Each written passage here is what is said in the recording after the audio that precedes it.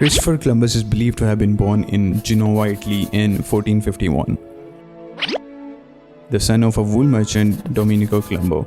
And yes, I tried, but I just couldn't find his picture nowhere. When he was still a teenager, he got a job on a merchant ship and remained at sea until 1476. Just when he thought life couldn't get any worse, pirates attacked the ship along the Portuguese coast.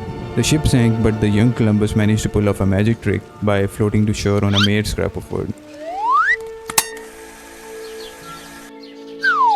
And just like a true survivor, he made his way to Lisbon, where he studied mathematics, astronomy, cartography, and navigation. Columbus is famous for discovering the Americas, even though another Viking explorer, Leif Erikson, had explored the region before him. But unfortunately, Columbus crashed the party and stole the spotlight.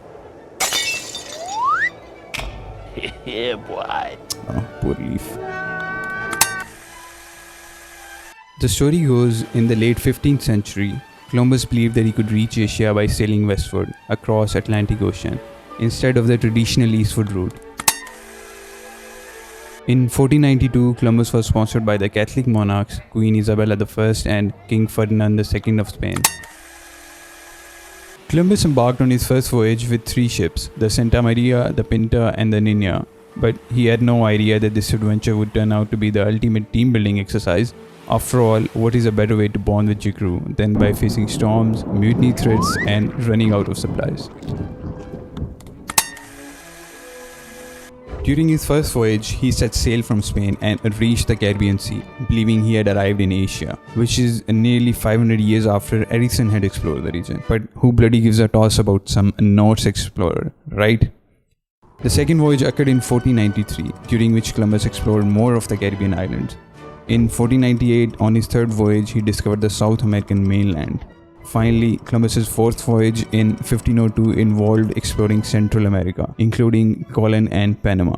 Fast forward to 1504, they got stuck on the island of Jamaica. They had been treated with respect when they arrived, but they overstayed their welcome. Columbus, being the less than a pleasant character that he was, he played his jerk card. He knew that a lunar eclipse was going to happen soon. So he gathered the native leaders and warned them that their unfriendly behavior displeased his Christian god, who would show his anger by making the moon disappear unless they helped his crew. Well, I must say, what an absolute dickhead.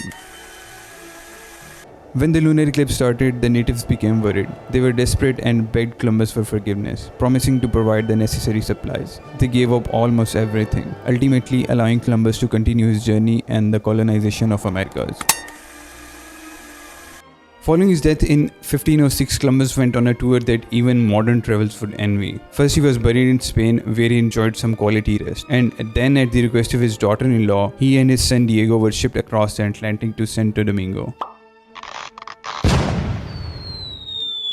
Just like a sweet family vacation. When the French decided to seize the island in 1795, the Spanish must have panicked and dug up some remains that they thought were his, and hastily whisked them away to Cuba. Finally, after a small detour through Cuba, Columbus made his way back to Spain, following the Spanish-American War in 1898. Who would have thought that Columbus would continue his adventures even after his death? His story truly demonstrates that wanderlust knows no boundaries, not even the grave.